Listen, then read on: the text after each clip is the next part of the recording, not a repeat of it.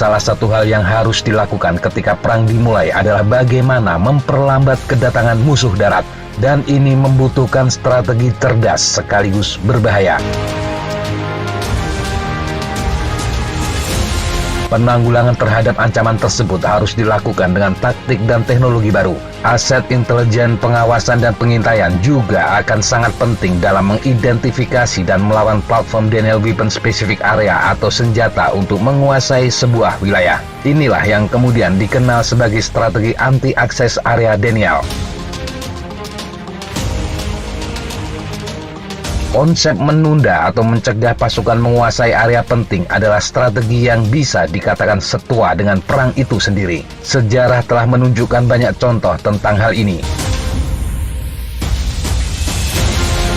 Ketika membahas tentang anti-akses dan area Denial, fokusnya biasanya pada operasi angkatan laut dan udara yang memiliki keunggulan taktis, bukan operasi darat. Kapal besar angkatan laut dan pesawat tempur sering memiliki keunggulan teknologi yang luar biasa dengan biaya yang cukup besar. Pasukan darat memang cenderung memiliki lebih banyak platform dengan biaya murah dan seringkali diabaikan. Padahal upaya area Denial di darat juga memiliki efek luar biasa dalam pelaksanaan perang modern, terutama dalam konflik hybrid yang banyak dikenal sekarang ini.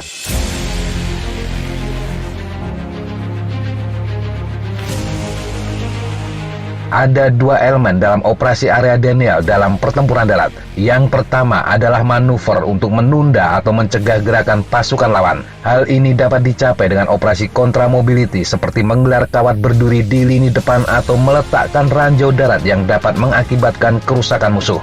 Ini memaksa tentara lawan untuk maju perlahan-lahan karena mereka harus terlebih dahulu menyapu dan membersihkan daerah.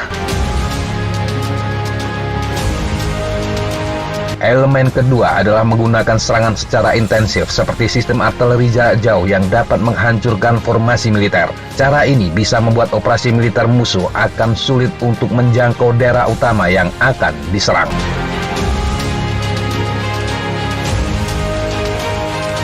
Agar efektif, upaya area Denial tidak perlu untuk sepenuhnya menghentikan atau memukul mundur pasukan musuh. Dengan menimbulkan kerugian dan kerusakan musuh, maka akan menghambat menyalurkan kekuatan ke daerah yang dituju. Pasukan darat defensif dapat lebih efisien dikerahkan di sepanjang celah di daerah-daerah, mencegah jalan yang paling menguntungkan dan meningkatkan korban untuk musuh.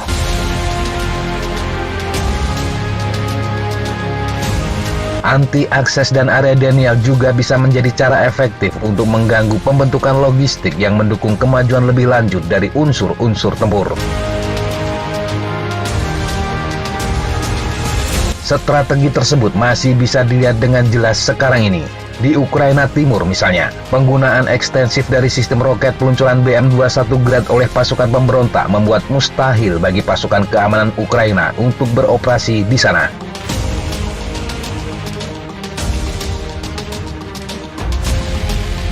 Anti-akses di Yaman tidak dilakukan dengan senjata berat di darat, tetapi menggunakan senjata dipandu yang lebih akurat dengan hulu ledak besar. Sejumlah rudal Toska juga diluncurkan oleh pasukan yang setia kepada mantan Presiden Yaman Abdullah Saleh ke basis operasi yang digunakan oleh pasukan koalisi yang dipimpin Arab. Serangan ini menyebabkan korban signifikan dan berpotensi melemahkan tekad mitra koalisi Saudi untuk tetap berkomitmen guna pertarungan. Pada saat yang sama, serangan ini juga menghancurkan peralatan penting serta mengganggu upaya koalisi untuk mendirikan pusat komando dan depot logistik di dekat garis depan.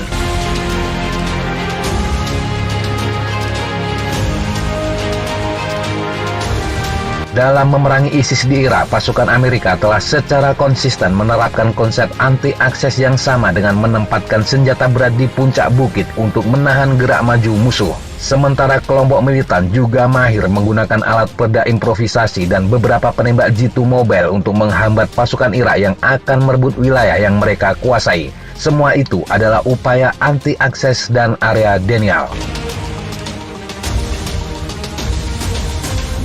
Hal penting untuk diingat, area Denial bukanlah satu-satunya taktik. Pasukan musuh juga memiliki pendekatan doktrinal mereka sendiri untuk mengatasi anti-akses. Di Yaman, pasukan Saudi mengerahkan sistem pertahanan rudal Patriot untuk mencegat rudal yang masuk. Meskipun ini belum mampu secara efektif mencegah semua serangan rudal Toska. Di Ukraina, baterai kontra radar telah menjadi salah satu alat yang paling penting bagi militer Ukraina ketika datang untuk melindungi pasukannya dari artileri separatis. Kemampuan untuk secara akurat menentukan di mana peluru artileri berasal memungkinkan tembakan kontra yang berarti bahwa musuh tidak dapat menggunakan senjata secara terus-terusan. Tetapi penanggulangan teknologi ini hanya bagian dari solusi. Aspek lainnya adalah perubahan taktik dengan memodifikasi pola penyebaran dan memikirkan kembali tujuan yang hendak dicapai saat menghadapi kekuatan area Denial. Perubahan perilaku, taktik, dan prosedur memainkan peranan penting dalam meningkatkan survivabilitas pasukan dalam pertempuran meski juga bisa menjadi pedang bermata dua.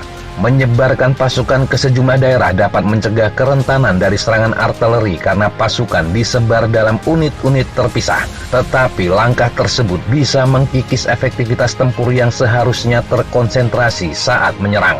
Dan ini menguntungkan bagi pasukan yang mempertahankan wilayah tersebut.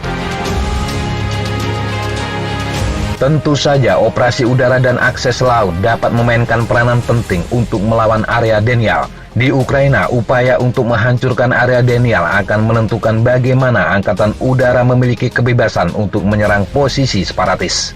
Mengamankan ruang udara untuk helikopter tempur dan pesawat serangan darat adalah langkah pertama yang penting untuk membuat jalan pasukan darat maju. Demikian pula di Yaman, sistem peluru kendali Houthi menjadi target prioritas kampanye udara koalisi yang dipimpin Saudi.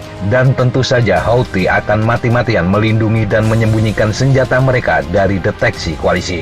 Hal inilah yang menjadikan kebutuhan akan data intelijen dan pengawasan menjadi kunci penting untuk menemukan area Denial dan kemudian menghancurkannya.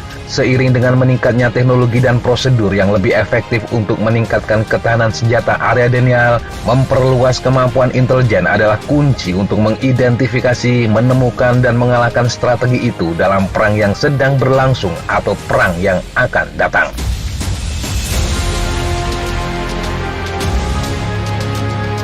Demikian sahabat Jejak Tapa, informasi yang bisa kita sampaikan untuk kesempatan kali ini. Sampai jumpa di kesempatan yang berbeda. Tetap kunjungi kami di www.jejaktapa.com dan www.flightzona.com. Tetap semangat dan jaga kesehatan.